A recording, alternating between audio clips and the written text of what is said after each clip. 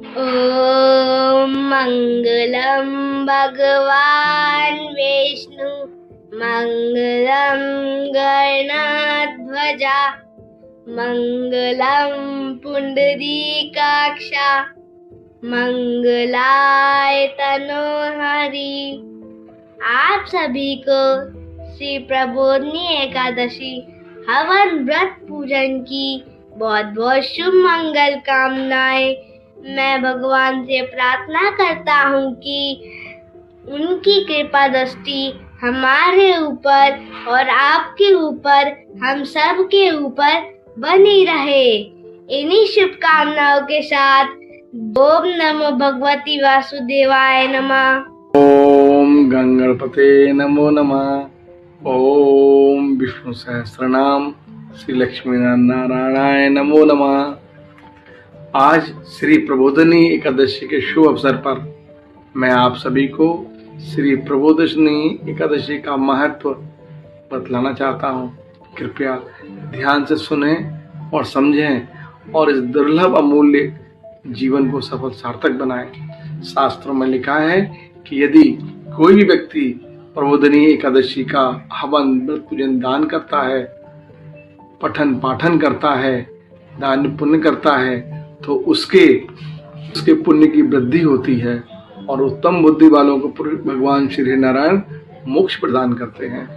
समुद्र से लेकर सरोवर तक जितने भी तीर्थ होते हैं उन सभी का उनको पुण्य फल प्राप्त होता है। प्रबोधिनी एकादशी का उपवास करने से 1000 अश्वमेघ यज्ञ और 100 राजसूय यज्ञ का पुण्य फल प्राप्त होता है। और मेरु पर्वत के समान जो बड़े बड़े पाप हैं उन सबको ये प्रबोधिनी एकादशी, जिसको कि श्री देवउठनी एकादशी भी कहते हैं, वह उन सब पापों को एक बार में ही भस्म कर देती है।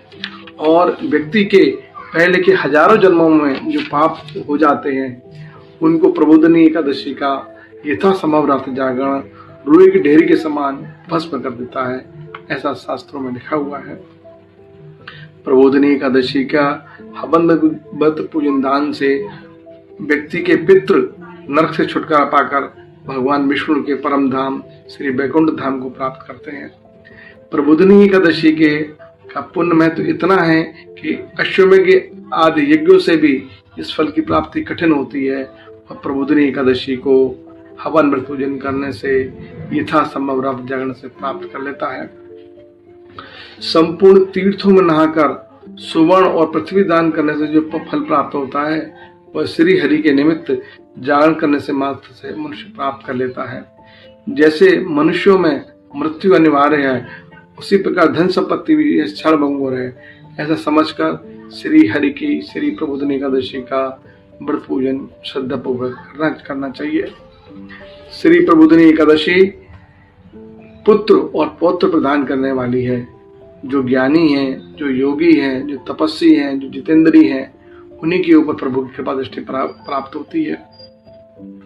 प्रबोधिनी एकादशी के हवन व्रत पूजन से प्रभु व्यक्ति को मनुष्यों के बचपन, जवानी और बुढ़ापे में किए हुए 100 जन्मों के पाप, चाहे वे कितने ही कम हो या अधिक हो, वे सब नष्ट हो जाते हैं। ये मैं नहीं कह रहा, ये शास्त्रीय विधान है, ये ईश्वरीय विधान है। अतः सर्वथा प्रयत्न पूर्वक भी श्री प्रबोधिनी एकादशी का हवन व्रत पूजन पाठ श्रवण करना चाहिए।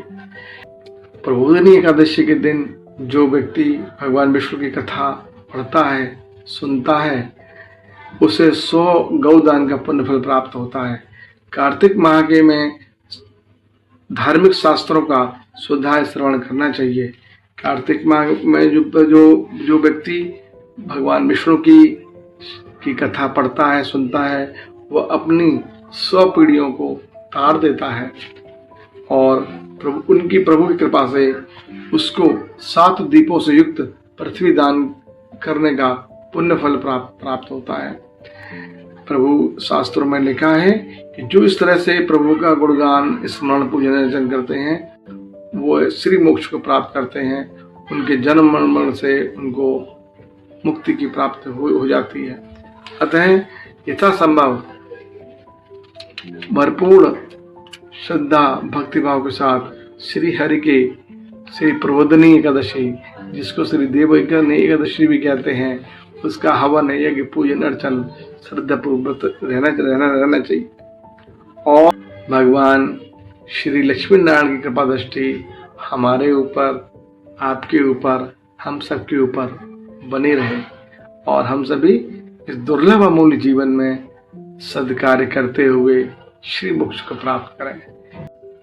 सभी दर्शकों को नमस्कार। आपको हमारी ये प्रस्तुति कैसी लगी? कृपया सुझाव जरूर दें।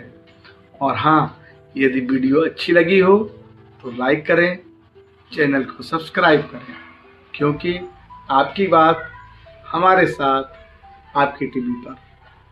तो न्यू इन्फॉर्मेशन के लिए, अच्छे सच्चे विचारों के आदान प्रदान के लिए देखते रहिए आपकी टीवी, क्योंकि आपकी बात हमारे साथ आपकी टीवी पर।